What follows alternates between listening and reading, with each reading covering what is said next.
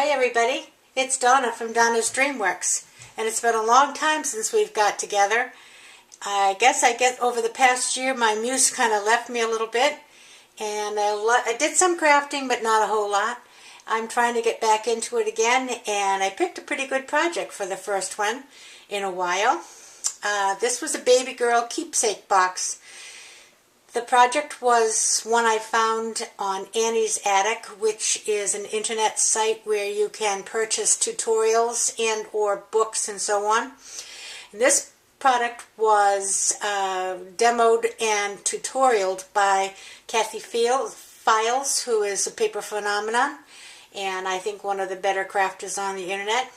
And so I did buy her tutorial and watch the video that comes with it. And I was able to follow it pretty well, and I think it came out pretty good.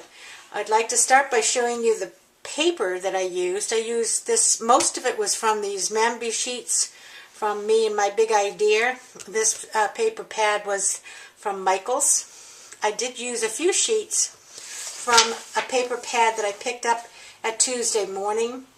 I don't really have a specific name on it, but it does have some pretty baby prints in here. So I did intersperse a few of those, but primarily the paper used was from the Mambi pack.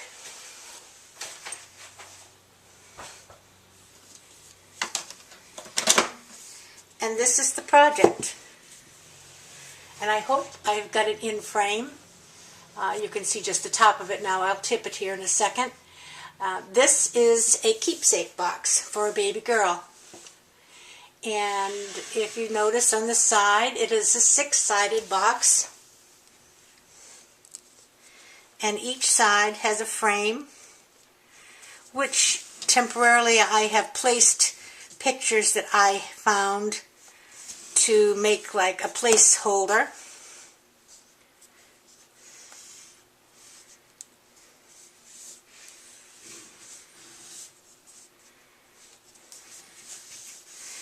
And you'll see that the box was completely created using medium weight chipboard, and then the frames themselves created on top of it. The box has a nice cover that is decorated with that paper pad and some lace and some of the iridescent rickrack trim that I got from Hobby Lobby, as well as pink bow, and some cute little baby items that one would equate with having a little baby girl. When you open the box, inside there is a tray, and the tray is decorated again with that paper pack. It has some cute little animal prints in it occasionally. And when I give this to the new mother-to-be, it will have a couple of little items in it. But this tray is really meant to hold, your keepsakes. Maybe baby's first shoe, a lock of hair, a piece of the baby's baby blanket, and so on. And then underneath is a secret compartment to hold a lot more keepsakes. And that too has been decorated all through. But the one thing it does hold is a baby girl photo album. And it fits in there with the tray, so it can all be put together.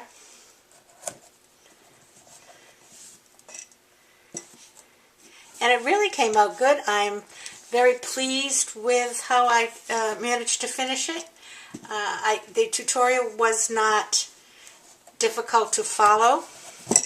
It's probably about an intermediate level, only because of the number of cuts you have to make the box.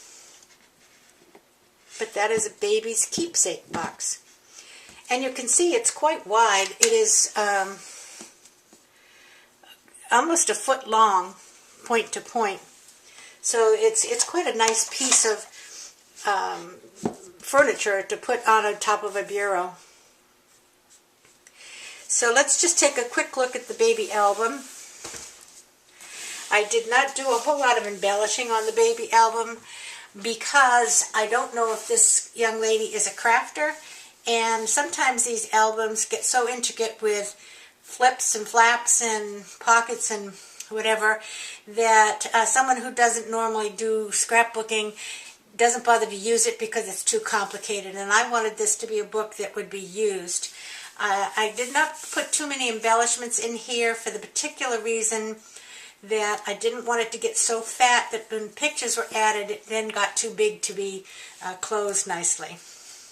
So we start by opening, and we have the announcement page, and several of the pages have flaps, as does the first one. And this also has a little paper clip here with a little pad that pulls out so that you can jot down special moments, as the page says. But nothing so complicated that you couldn't figure it out. And each one of these pages holds a tag, and my tags are named for the month. So we have month 1 and month 2, and so you can chronicle the baby's growth for the first year. And the second page has a pocket, again with that rickrack, and some of the paper. I made the pocket out of some of the paper from the paper line. And I have put in a separate photo mat in here. And then this one was left plain for a nice photo. Again, we have 3 and 4.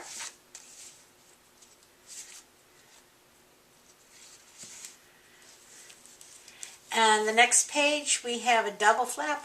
These flaps are magnetized, by the way, so they will stay shut. And it opens this way.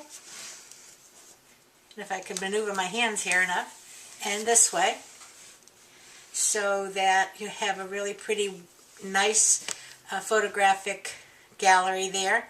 And the small ones you could probably do some journaling on, with a journaling tag on the front. And 5 and 6 are in the pocket. I'm not going to take them all out. Here's number 6. Now 7 and 8 are half pages, and so you have 2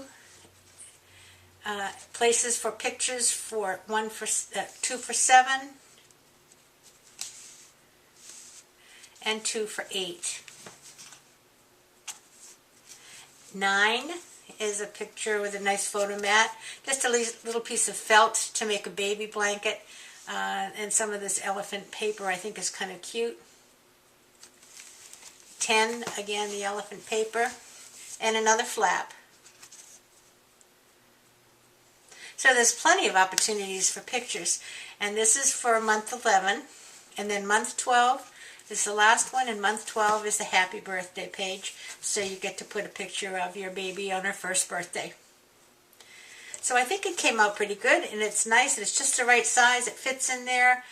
Again, I didn't want it to be so embellished that it would be too puffy, because my spine is not that wide. The more embellishments you put in, the wider you have to make your spine, and I really wanted it to be small and compact so it would fit nicely inside the box. The album is not a direct copy of the tutorial from Kathy, because I've done albums before, so I kind of used a few of my own things too. Some of them, I think she did have the tabs on hers that had the months on it, but some of the pages are not the same as what she had in her album. But I think everything came out really good. I'm very proud of what I did, and I hope that it will be used for a lot of years to come for the new baby girl and her family. So thanks again for stopping by Donna's Dreamworks, and I hope I'll see you again soon.